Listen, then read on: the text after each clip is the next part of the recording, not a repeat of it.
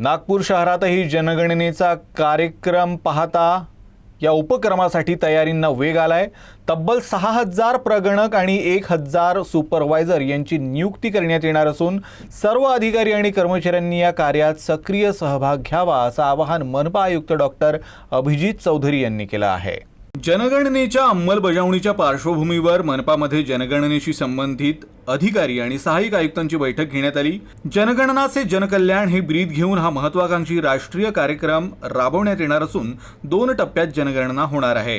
पहिल्या टप्प्यात घरांची नोंदणी केली जाणार असून डिजिटल माध्यमातून माहिती संकलित केली जाणार आहे। या राष्ट्रीय कार्यक्रमात सहभागी होणाऱ्या कर्मचाऱ्यांना 2 टप्प्यात प्रशिक्षण देण्यात येणार असून प्रथम प्रशिक्षणानंतर फील्ड ट्रेनरचं प्रशिक्षण दिलं जाणार आहे। यासाठी योग्य व सक्षम कर्मचाऱ्यांची निवड करण्याचे निर्देश आयुक्तांनी दिले आहेत। 2011च्या जनगणनेनुसार नागपूर शहराची लोकसंख्या 24,05,665 इतकी होती।